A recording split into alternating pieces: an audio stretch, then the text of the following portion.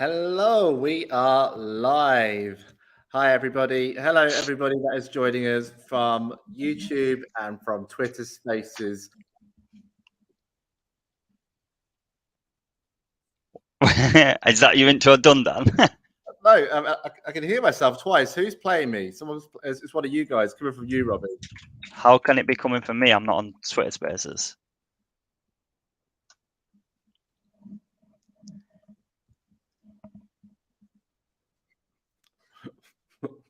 Well, can you still hear yourself twice?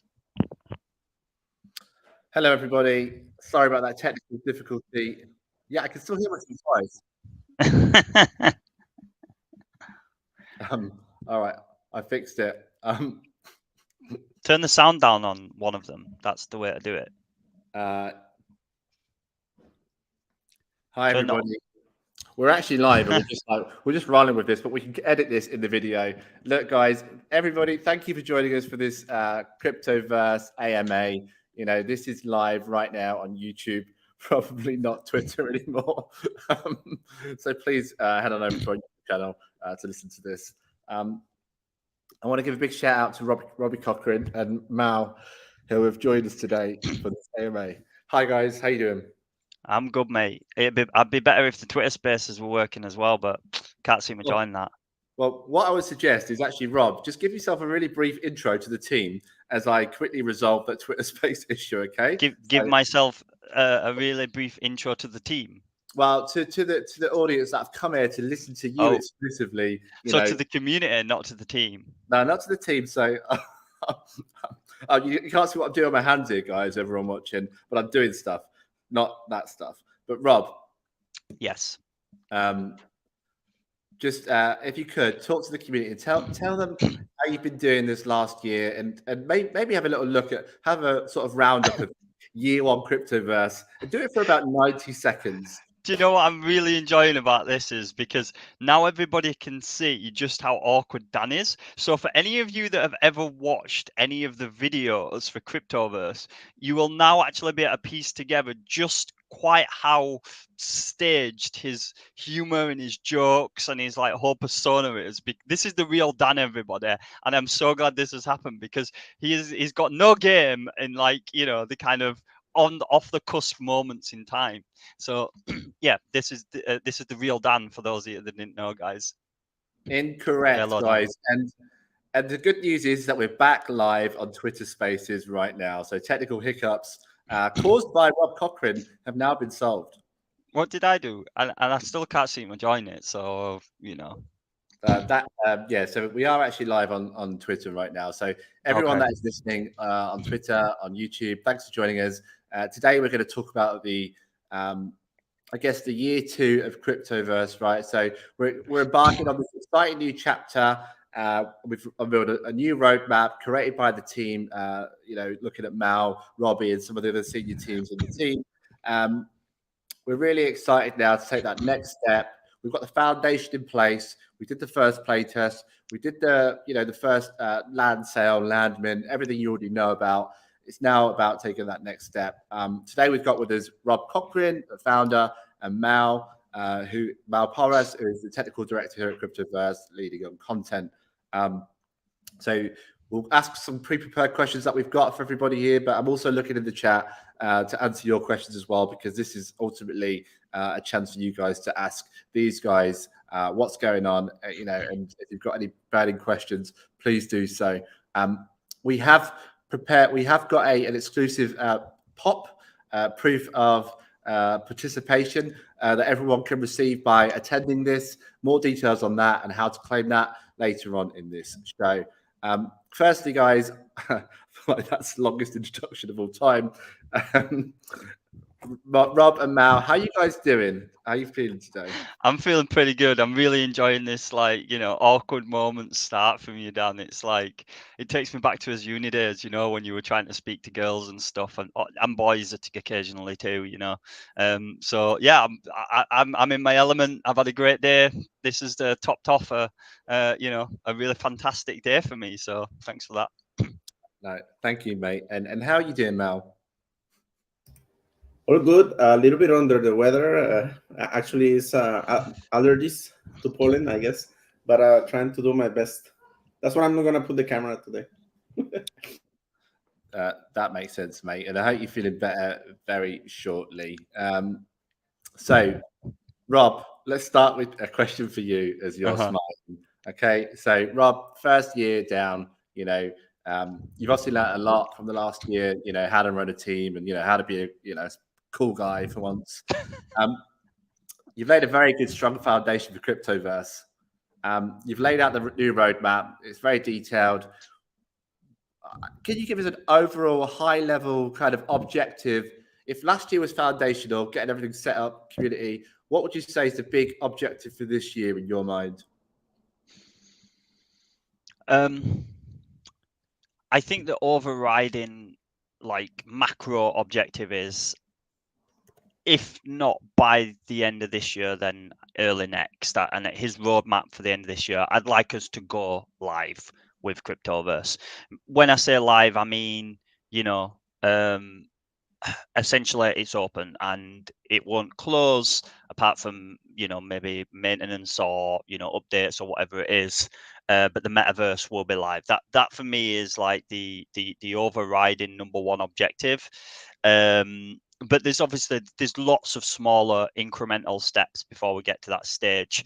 But that, if you ask me what is the kind of the number one, that would be it. It would be live and open, getting people in. So you would say kind of a continuous running, metaverse. Yeah, exactly right. Yeah, pretty much. It will have been 2 years, or I guess if we achieve it before March next year, then that will have been 2 years of development, which I think is like astounding. If we achieve it by the end of this year, it will have been about 19, 20 months, not including the pre-planning, the pre-work that went in before the kind of the land sale raise. Which was probably a good 6 to 9 months of work before that, and then another 6 to 9 months worth of kind of ideation, actually, even it being an idea. But yeah, in terms of actual hands-on development, it'll have been in and around 2 years, and I think you could go on forever. We could keep it in development for a decade, and you could say it's not done. So I think that it has to be, get it open, get people in, get people building, and that has to be the overriding goal, I think, for this year. Nice. And like you say, it's probably been 2 years of actual development, but and some sort of pre-production before that. But I guess a long time in your head before that as well. Yeah, absolutely. I mean, that can go back all the way to sort of 2017 when I first got involved with Decentraland, and the idea of I loved it, but I kind of was like, imagine if this was photo real, if this was, really high quality graphics. And I guess that's the one of the biggest USPs of Cryptoverse is that, it's going to look visually beautiful. So even back then it was kind of an idea, if you like 6 years ago. So but actively kind of being in a position to work on it, probably around sort of 2020, I would say. So yeah, quite a long time, really. I guess the key, I guess the key there for me is what you just said there. So it is right. The big 2023 goal is to kind of try and open Cryptoverse. So there's play tests along the way. There are. I'll bring you up to the next question with Mao, actually. That there seems to be a play test every single quarter, at least it looks like, going forward. So sort of a Q2, a Q3 before kind of a Q4 open. Mao, actually, I'd love to sort of get your opinion and maybe get some thoughts about what. Obviously, you learned a lot from playtest number one, right? I suppose that's where you guys probably learned the most, during that first playtest, about how people would react to things and stuff. What do you want to get out of the second playtest? What is the kind of company goals? Maybe if you both need to answer, it's fine. But what would you say the objectives are of that second playtest?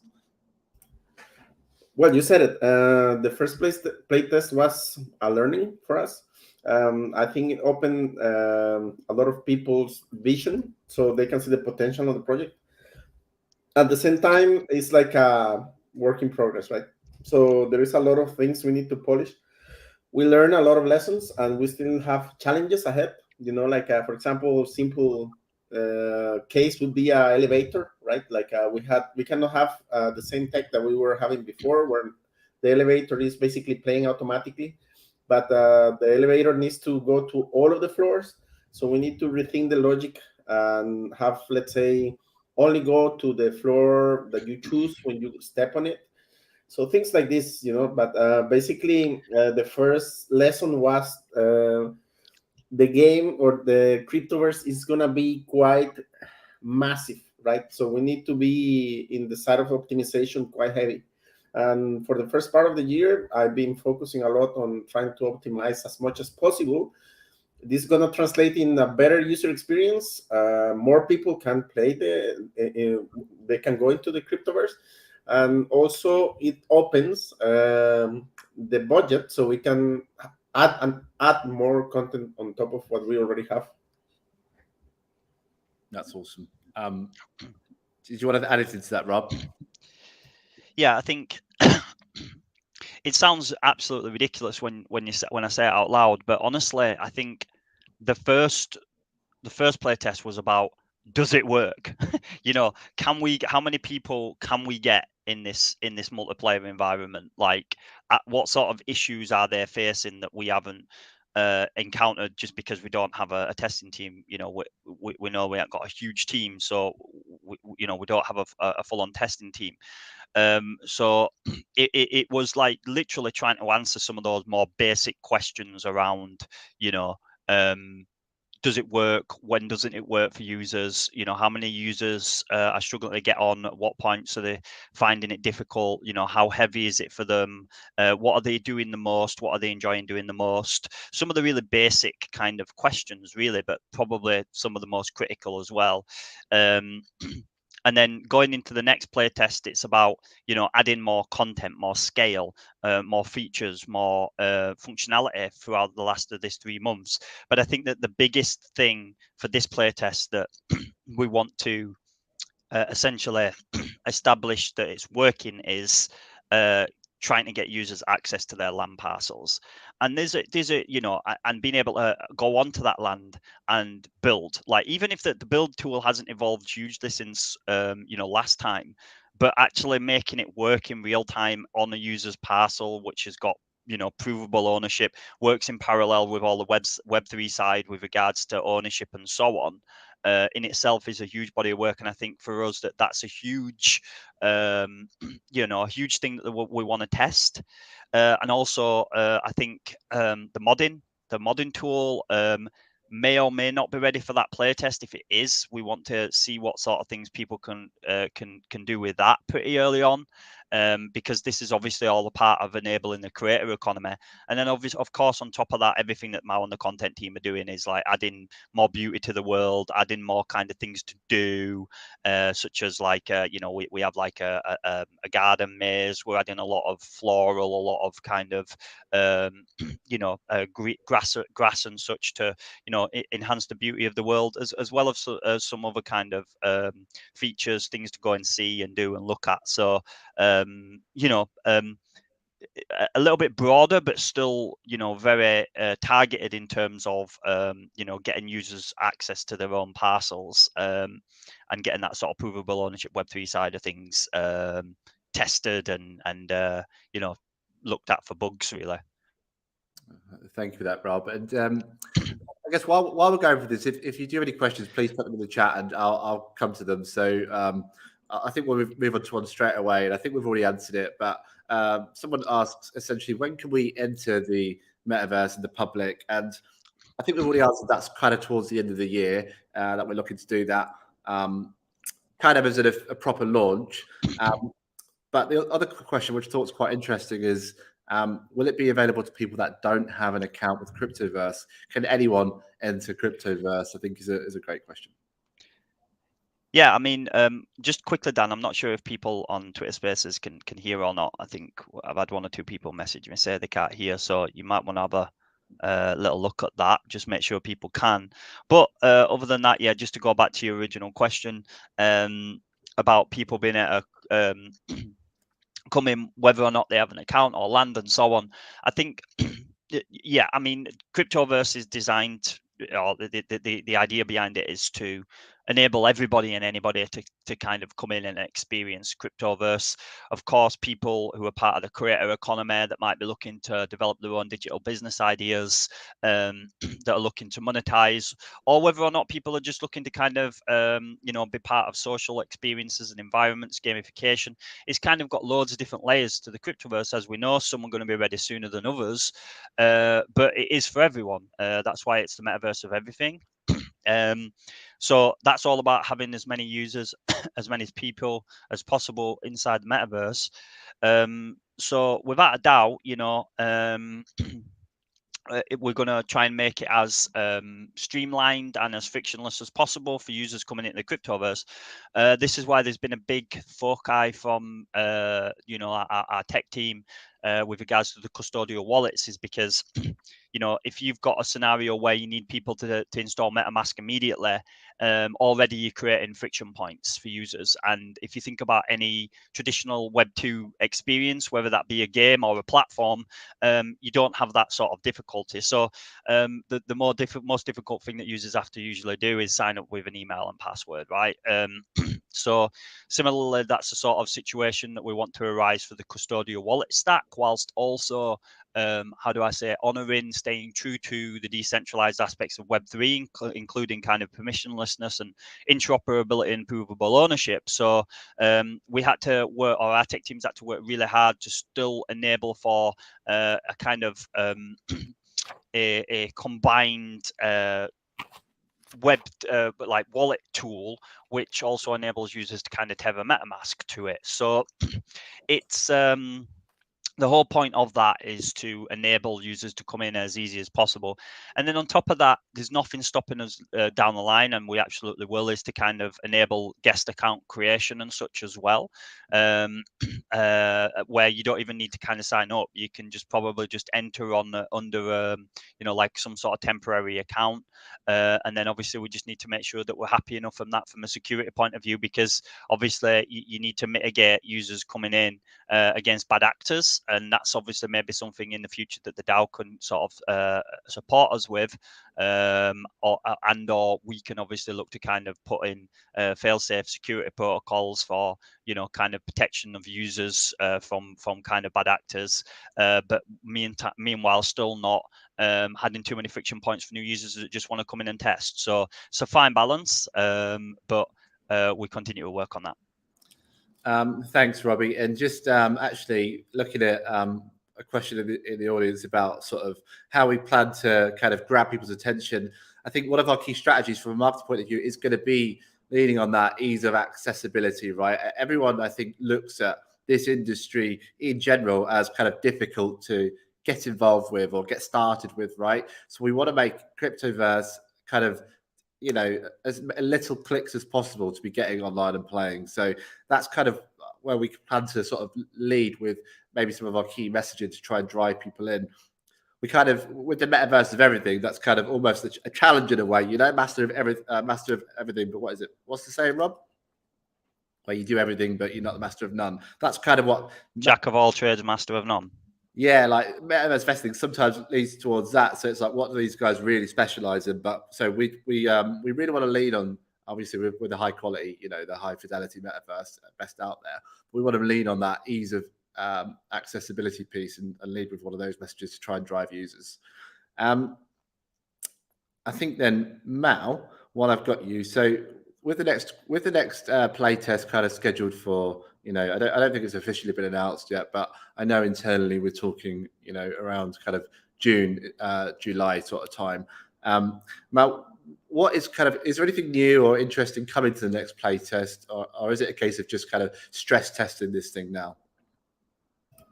Well, we will obviously work on optimization, like I told you, but also visual quality, right? So we're adding a lot of complexity from the side of content creation.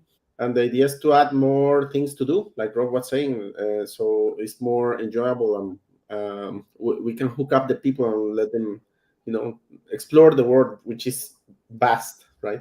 I don't know if you want, but I can share the screen and show, for example, parks and new buildings. Is it a good idea? Yeah, of course. We can go for a little a brief screen share. Just if you're on Twitter Spaces, obviously, just try to imagine what this looks like. Robbie, maybe you could describe it in great detail with your brilliant English language. Can you see? I can indeed see. Yeah. Yeah, we can see, Okay. Matt. So, for example, this is what I was talking about, the visual complexity. Like, if you can see all these blades of grass, this is a tool that is happening, that is basically populating all the parks like this, and we can scatter millions of blades of grass. So people just walking on these areas, they feel like the beauty of it. Also, these buildings, you can see here that they are like in 45-degree angle.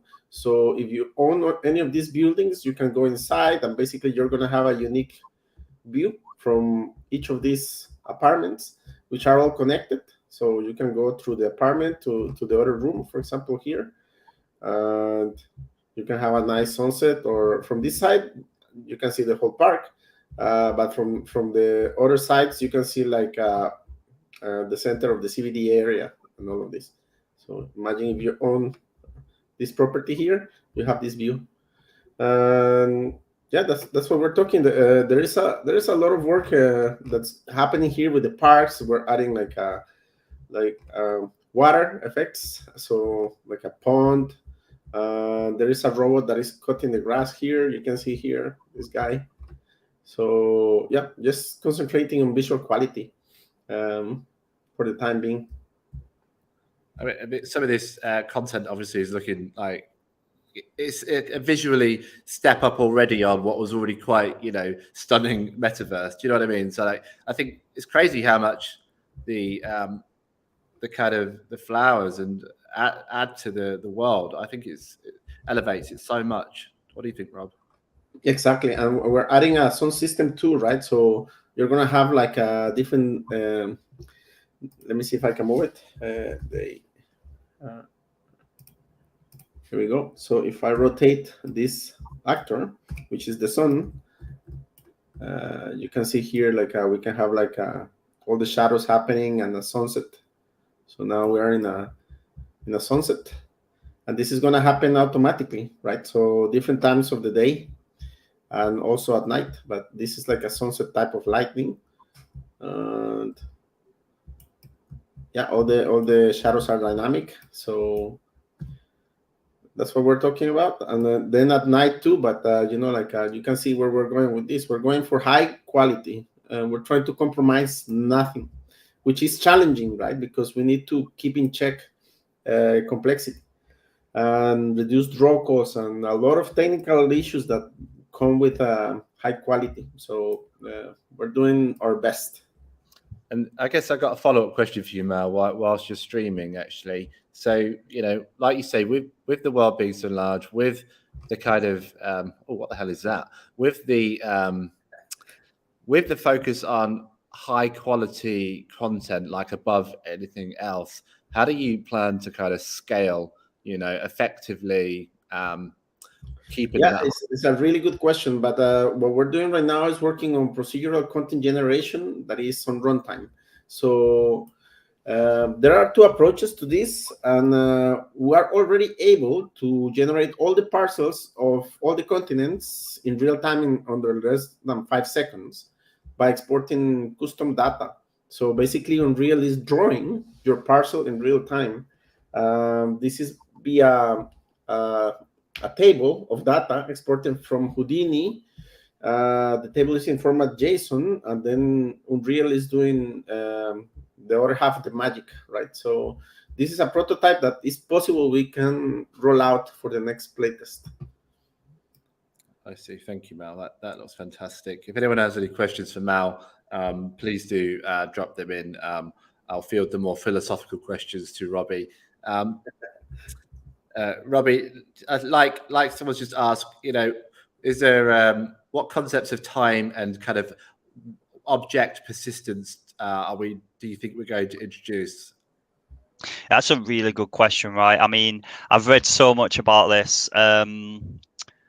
I don't know who asked that question, but it's a good one. I think there's some how do I say, thought leadership, which indicates that, you know, metaverse standard time, if you like, should align with UTC, Universal Coordinated Time, which makes sense to some extent. But then, you know, you'd have some people that maybe, you know, not aligned to UTC that would always maybe get there, therefore get a night cycle and not a day cycle. And I think that it's a question that myself and Mao and Nicole obviously being a lead programmer, have discussed a lot. There is many ways that we can resolve that, or there's many ways to skin that cat, if you like. You know, we can align the day night cycle based on geographical location of servers for users that are you know, not aligned to UTC. So that's one solution, or the other is that we just follow the UTC. We haven't fully decided, and even if we do decide and we just set one standard, there's nothing to stop that from being changed in the future. So you know, you can't set something like that set in stone, because you know, you just don't really know exactly what the wider community's preference would be. So that's the kind of situation as of right now. I think Nicola's in favor of aligning it, the servers geographically. So, you know, you might have one in, you know, in the US, one in Asia, one in Europe, and so on. And then obviously, you know, you would duplicate the kind of the server stacks and whatever, and you would update it for people who are creating things every so many days or otherwise. So there's a lot of ways to do it, but we haven't settled indefinitely for now. I think in the short term, I would suggest we just align to UTC and see what the feedback is like and how people are responsive to that. And then in the future, if it's so desired, we can definitely do it based on geographical location. Thank you, Rob. And sorry, and there was one other as well. Somebody suggested that we also have the day-night cycle every 12 hours, so people would still get the benefit of day and night. You know, yeah. So that was one other suggestion that was floated, and I think that was kind of responded to quite favourably. So in the Cryptoverse, you actually get like a 2 day-night cycles per 24 hours, because at the end of the day, you know, we are not confined by time space in the same way that a traditional world is. At the same time, obviously, you want to walk that fine line of how do I say, reality crossed with digital experience. So again, it's all just based on it's all just down to kind of community response reaction in terms of what you know, what people would prefer to see, really. But we will probably just implement a system to begin with and see how that flows. Certainly during the play tests, because it doesn't matter, because it's just a play test for now. So it's not like you know, not something we need to exactly settle on until the sort of go live either end of this year or beginning of next. Thank you, Rob. And I want to move you along now to another community question that we've received, actually about, I guess, some other kind of staples of Cryptoverse that have been in the kind of the roadmap for a long time. You know, with regards to things like Prana and land clearing, are they still kind of high on the agenda for us? Are they lower down? Are they this year? Are they next year? Where do you see them sort of coming into play? So land clearing and Prana are really two really good social systems, and we still very much want to implement them, but they are reliant upon other aspects of infrastructure being in place before kind of implementing them. For example, one of the big things we talked about was you know, the building economy, right? Resource values for building and such. So that, until that's in place, and if you know, you obviously want those types of things to have an impact on Prana. If you are actively building in the world, you want people to have good Prana for doing so. So until the building economy is kind of fully flushed out, you can't really address the Prana, which I think is something that, like, I sort of overlooked in the light paper slightly, or at least didn't consciously acknowledge when thinking about how we would roadmap this. And at the same time as well, you know, Nicola, when the roadmap was written, was not actually on board. So he was kind of like he was joined soon after. So I think he would have probably highlighted that as something that we'd have to think about, i.e., yes, we want to implement the Piranha system, but we couldn't have put it in the first year's worth of road mapping. So land clearing likewise is another thing.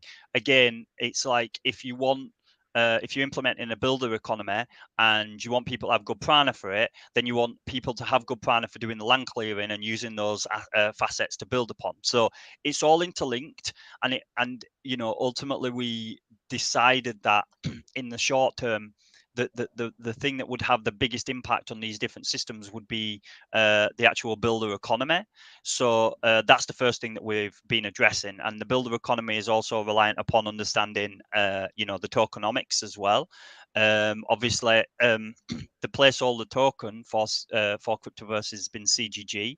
CGG will likely always be the governance, but in a similar way to, say, some of the sister projects such as Chain Guardians and Chain Boost, in terms of having one token for governance and utility, it can cause a lot of kind of friction points. So it's possible, or at this stage extremely likely, that we will need a secondary utility token, and again, that secondary utility token needs to be factored into the building economy design quite thoughtfully. So right now it's a case of, yes, these systems are very much on our radar, but it may be for something, say, for example, like the Prana, it'll be introduced as like a light system and then expanded upon over time, but it won't be the finished product, perhaps not even by sort of like total go live. But for land clearing, for example, we want people to have the ability to kind of have lots of fun things to do and really benefit from being one of the earlier Cryptoversians.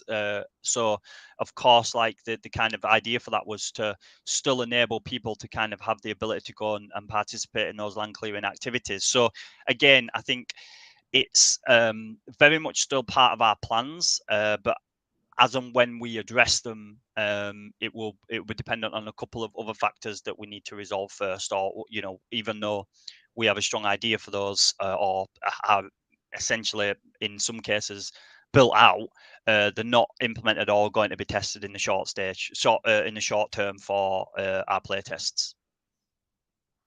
Hopefully that answers. Yeah, Rob. I think every time you answer, you give people something. No matter what it is, you always smile. You manage to get something out, which you've been doing it for years and years, and I just don't know how you do it.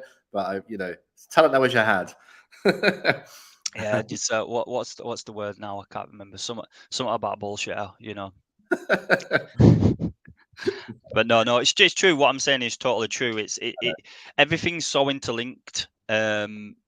You have to be really thoughtful about what you'd build first, because otherwise it's the systems will not they won't survive, they won't stand up, they won't flourish unless they're propping one another up appropriately. Yeah, thanks for that, Rob. We've got another good question actually that's come through. Obviously, the buildings in the in the video that Mal just shared and the live stream Mal just shared, obviously very high quality. They're built by our kind of professional artists. The question is, can I guess the normal user be building stuff to that high quality? I suppose I'll leave it to you to answer that. I'll let Mal answer that one first and foremost, and then. What is the question? Sorry, one more time. Because sorry, the question was, we've got such high quality buildings and Cryptoverse designed by you and your team, Mal. Can the normal user kind of go in and create content on that kind of level of quality on their own parcels? Whether now. Well, that's the idea, obviously, right? That the people can be able to create on their land. To what quality? That's up to the user, right? Like if you're very experienced, of course you're going to be able to do amazing things. But if you're starting in 3D, well, that's where the skill is, right? But that's 100% the idea. What we need to do is set some limits of, for example, poly counts and texture sizes. So, for example, somebody doesn't come and collapse the whole project with one super heavy building. With that said, there is new tech like Nanite, which allows insane amounts of polygon detail per object. so we can handle more and more complexity. I see. Yeah, that's clear. And yeah, just to kind of piggyback on that as well. I mean, Nicola would answer that in a slightly different way. Miles definitely focused on the content side, but obviously there's a large amount of consideration in terms of how things are programmed as well. So, for example, we've got world partitioning active in the CBD. We'll need things like level of detail and draw calls, which Mal referred to earlier, to a large extent fall in between sort of programming and the content team. And then you've also got factors like procedural content generations and how heavy terrains and environments are for what is also going to be allowed in people's individuals parcels and so on. So obviously how users or creators or community members content generates as part of the world in real time and populates will also be key to determining some of these factors. So for example, if somebody is a mile away from your parcel, there's no point that content being loaded and putting that strain on a user's computer. Just there's no computers in the world that are powerful enough to do this type of thing. So how the content is populated and loaded as part of that persistent experience is also key to determining the quality that can be achieved. And I think in terms of can a user create something to that quality, well, the builder tool obviously will be consistently under evolution, if you like, and obviously there will be pre-built assets provided in there, and each of those pre-built assets will have gone through a strict curation process, which is kind of balanced upon quality and optimization. So whenever a user is using the assets provided in the builder tool, you'll know that they are going to be of a good quality, and the same will go for any pre-built buildings that are provided in there. And then of course our content team will consistently create different types of building designs, like as part of asset bundle packs that users can probably purchase, or they can employ their own 3D artists and kind of their own kind of concept artists to create something completely unique, have that curated and reviewed by a team and then uploaded to your parcel. That sort of thing is completely possible as well. Or you can learn and obviously improve. Now, obviously nobody wants the world to be full of content which is sub-quality, but at the same time, we need to have a fine balance between rejecting people's content based on quality, because at the end of the day, it is their land, it is their content. So we'll have to kind of play that one by ear based on sort of community demand and preferability to some extent as well, in terms of curation. But Mao's exactly right. Like as part of that builder tool, we'll also have kind of signposts for support in terms of poly counts and textures and so on. To be and it's just baby steps, like you don't just like open up the floodgates and hope for the best. I think it has to be done incrementally and sensibly to some extent, but whilst at the same time not discouraging users from creating things on the basis that they feel that the team is just gonna reject everything. Of course the team will have to be forthcoming and brutally honest at times about whether or not something's like particular quality, but ultimately if users just want to have that persistent experience of really high quality and high optimization, that's why the CBD area is there as kind of a blueprint for that. Yeah, I think sometimes that can get quite lost, that, we're kind of building the foundation with the CBD area, but actually the majority of Cryptoverse eventually is going to be in the hands of the users anyway, right? That's the idea of a metaverse where, we got these areas that we build and in our own sort of way, then ultimately the users will take over and create this thing. Yeah. Exactly. Actually, just an FYI for everyone in the chat, we have posted the form there to claim your pop. So make sure you fill that in and just get that completed so we can make sure you're on the list for attending this event. We'll post it a couple of times just in case you miss it. Just having a look at another question coming through, actually, Rob. We've mentioned a couple of times that the whole map is already kind of implemented in Unreal already. is it likely that the Cryptoverse will open kind of with smaller zones to begin with, and then gradually kind of expand to the rest of the areas as I guess it becomes more popular, we get more users, the demand kind of goes up? Yeah, I mean, it's another good question. So as part of this playtest, for example, I would like us to have the hub.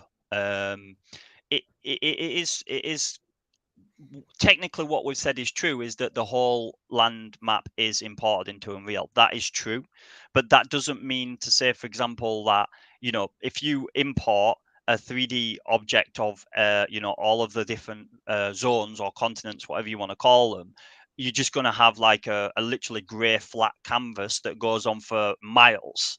You still need to add the content on top of that, right? You need terrain, you need roads, you need kind of world partitioning, you need web tech that identifies users parcels. All of these things, you literally, when you import it into Unreal, you're on a blank canvas. So you need to do that for every single zone. Every zone's supposed to be unique terrain, and so on and so forth. So you're talking huge amounts of content there as well that needs to be populated before it's ready to just be like, hey, here's everything. Because otherwise it's like, yeah, we can go, hey, here's everything, but then it's just a grey box, right? As part of the world, that there's no sea, there's no rivers, there's no trees, there's nothing, right?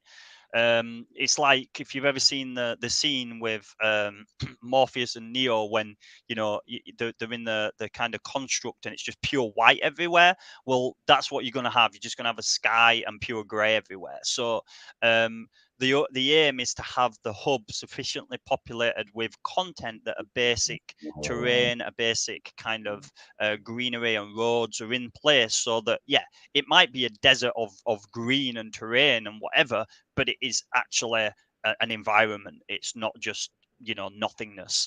So we want to start with the hub, get people into the parcels in the hub, get people back building in the hub, and hopefully with some modding tools to work with as well, and then we can kind of expand beyond that hopefully by obviously the end of the year for the unveiling.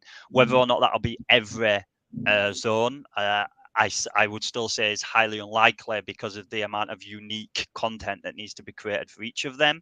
But certainly we would hope to have one or two more zones by the time it sort of goes live, if you like. And I wonder, just a follow-up question from me on that. I wonder if even if all the zones are kind of not available, will the individual user, the landowner, still kind of be able to teleport to their land, get people teleported to their land as well? So even if the zones are not there completely, everyone may have access to their own kind of plots. Is that fair to say? Yeah, I think we could probably achieve some sort of hybrid solution like that. We hadn't really planned for that as yet, but I think it's fair to say that might be something that the community wants. But I would feel as though it wouldn't feel particularly immersive for them at that point, even if they do. So we just have to be careful not to kind of diminish people's kind of expectations or appreciation for the metaverse as a result of maybe opening things before they are in an immersive and kind of visually aesthetic environment. But look, one thing to say is that all of these tools that Mao and his team have been building are super powerful, and we may achieve things much quicker than what I have in mind. We may not. It really depends on the amount of uniqueness that each zone requires, and it also depends on the amount of functionality we want in there. Because as we saw with the CBD, when we opened it, it was like lots of people like, yeah, this is great, looks great, and whatever, but there's not much for me to do. So it's like even when you've added the content and you still don't have the layers of functionality, gamification, and whatever else in these different zones. So you have to be you have to be cautious about the timing of these things. And yes, of course, creators and builders want to get in so that they can do that.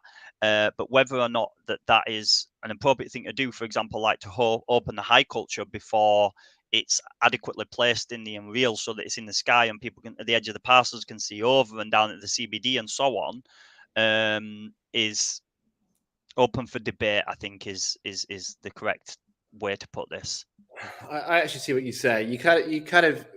You suggest that if we were to do that, and I'm not saying it's not or it is going to happen because everyone can take what they want from your answer there, but it's kind of like potentially going against the idea of Cryptoverse itself, right? If you just open up, like you say, the Sky Island, but there's no real, it doesn't feel like the Sky Island or look like it. You really just could be anywhere. It doesn't give you that Cryptoverse, the feeling that you want to give people, even the world building, the lore, all that you want to do doesn't really exist without kind of the backdrop and the themes behind it.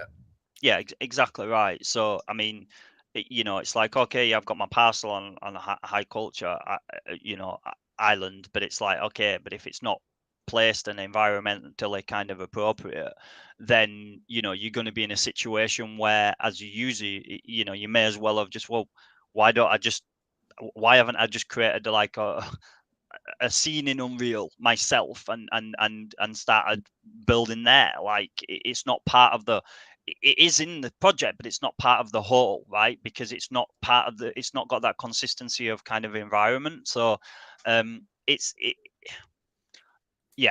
just have to kind of play it by ear a bit there, because I think for me, once the terrain is in place and the general landscape and environment, I think at this stage we can start to open them up, even if there isn't much functionality, because at least then it's consistent with the rest of the project. And of course, we can continue to kind of add to that in terms of like its immersivity and some of the other Cryptoverse owned areas, like the center areas of the underworld and some of the domes and the entertainment and so on.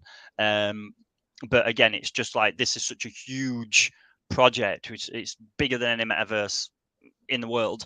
We just have to do it like baby steps. I see. Yeah, that makes sense. And I guess while we're on that, I think I've just segue quickly. We talked about a lot about user generated content. I wanted to do a little leak, but there'll be more details of this coming out shortly. But I just wanted to put it on people's radar that we will be looking at opening kind of a modding community initiative where we want community members like yourself, like you guys that are listening, anyone that kind of has Unreal 5 experience or maybe wants to sort of learn a bit more about it. We're going to be sort of doing a call to arms in the next couple of weeks or so, where we sort of see who in our community might want to get involved in some Cryptoverse modding. Get your work out there, get it seen, get it tested, and be some of the first people to try and build some, I guess, mods essentially for Cryptoverse, potentially available for people to use during the upcoming play tests. So that's just a little link there. I know some of you might be interested in that. So just that's one of the big initiatives that we're pushing out in the next couple of weeks. So if you've got Unreal 5, yeah, just add some color or flavor to that, because Nicola would obviously normally talk about that, but he's away today. So the mods will work based purely from blueprints, and blueprints are a visual programming language. It's actually, obviously I've had no coding experience. It's something that I've just been starting to slowly learn a little bit about myself. You can sort of self-teach. There's lots of Unreal documentation available as well about blueprints. And I think eventually in time, when we can free some of Nicola's time, I'd like him to maybe be doing like an hour sessions sort of thing inside Cryptoverse or outside for users as well. But essentially, like, mods will enable users to kind of create custom logic for functionality on their parcels. So let's say, for example, I wanted a racetrack, and on that racetrack I wanted to add like rings that you had to drive through, for example, and then when I drive through those rings I get a point score. So like I'm literally I can add all that logic in custom to create kind of a mini game. So these are the types of things that make that mods are capable of doing. So obviously having user created mods like that adds a lot of kind of things to do for people on your parcels and ways to monetize, but also fun things for you to do and learn and build. So it's the modding tool was something that's been a huge body of work for Nicola, and I think that he's fairly satisfied that it's going to add some good value And hopefully it's something like Dan says, over the next sort of few weeks to a month, that we can sort of roll out and start gathering some initial community members to be part of, that kind of early modding testing experience. Thanks, Rob. That does help. I think, as you can see on the screen right now, I've worked out how to press more buttons, because you'll see there's a little link there where you can at least just register your interest, right? Again, it's not committing to anything right now. There'll be more details coming up. But if you want to register interest for that initiative, please do, using that link on the screen. To be honest with you, I think we're almost out of time there, guys. I want to thank you both for joining us. And I want to sincerely apologise for the beginning of this stream to our Twitter users, especially who had to sit through a bit of muting as we tried to learn how to use the software a little bit. So thanks for your patience there, guys. We've all learned something today. So yeah, thank you. So thanks, Mal. Thanks, Rob, for joining us today. Unless anyone's got any glaring questions, you can always put them in the chat. Everyone's always there. We have a new article coming out this week for Cryptoverse that actually focuses on another team member of ours, Panos, really talented guy. So just be on the lookout for that. We also have the development update every Thursday, kicking back off again this Thursday. So Cryptoverse is continuing, guys. Roadmap 2's out. Let's go, guys. How you feeling, Rob? We're going to do it?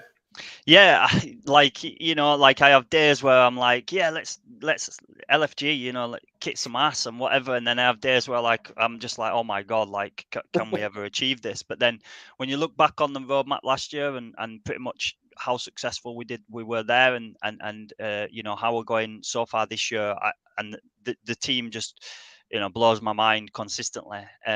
So we need to get another couple of bums on seats because we lost a couple of people. Not out of anything nefarious, just for one reason or another.